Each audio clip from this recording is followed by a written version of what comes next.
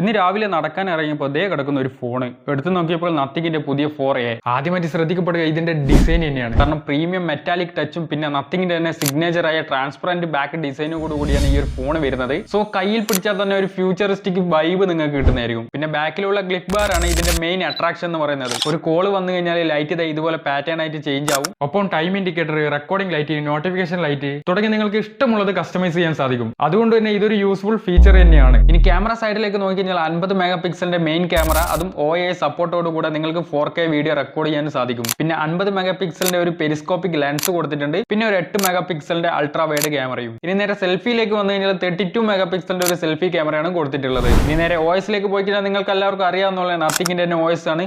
ഒരു clean software experience നിങ്ങൾക്ക് എന്തായാലും ലഭിക്കുന്നതാണ്. പിന്നെ നല്ല അടിപൊളി പെർഫോമൻസിന് വേണ്ടിയിട്ട് സ്നാപ്ഡ്രാഗന്റെ 7S Gen 4 ആണ് പ്രോസസറായിട്ട് വരുന്നത്. അതുകൊണ്ട് തന്നെ നിങ്ങൾക്ക് ഗെയിമിംഗ് ആയാലും മൾട്ടി ടാസ്കിംഗ് ആയാലും ഒക്കെ നല്ല സ്മൂത്ത് ആയിരിക്കും. ഇനി നേരെ ഡിസ്പ്ലേയിലേക്ക് നോക്കിക്കഴിഞ്ഞാൽ 120 ഹെർട്സിന്റെ ഒരു AMOLED ഡിസ്പ്ലേ ആണ് കൊടുത്തിട്ടുള്ളത്. കൂടാതെ 4500 നിറ്റ്സിന്റെ പീക്ക് ബ്രൈറ്റ്നസും കൂടെ കൊടുത്തിട്ടുണ്ട്. സോ നിങ്ങൾ ഔട്ട്ഡോറിലൊക്കെ പോയിട്ട് ഫോൺ യൂസ് ചെയ്യുമ്പോൾ നല്ല ക്ലിയർ ആയിട്ട് നിങ്ങൾക്ക് കാണാൻ സാധിക്കും. ഇനി ബാറ്ററിയിലേക്ക് വരികയാണെങ്കിൽ 5400 mAh ഒരു ബാറ്ററി കൊടുത്തിട്ടുണ്ട്. കൂടാതെ 50 വാട്ട്സിന്റെ ഫാസ്റ്റ് ചാർജിംഗ് ആണ് കൊടുത്തിട്ടുള്ളത്. റാം ടൈപ്പിലേക്ക് നോക്കിക്കഴിഞ്ഞാൽ നിങ്ങൾക്ക് LPDDR4X ന്റെ റാമും UFX 3.1 ആണ് വരുന്നത്. ആൻഡ്രോയിഡ് 16 ആണ്. ശരിക്കും പറഞ്ഞാൽ ഇതിന്റെ ഒരു ഡിസൈൻ ആണ് എനിക്ക് ഇഷ്ടപ്പെട്ടത്. ഒരു രക്ഷയില്ല, പൊള്ളി ഡിസൈൻ ആണ്. നിങ്ങൾക്ക് എന്താണ് തോന്നുന്നത്? ജസ്റ്റ് ഒന്ന് കമന്റ് ചെയ്യും.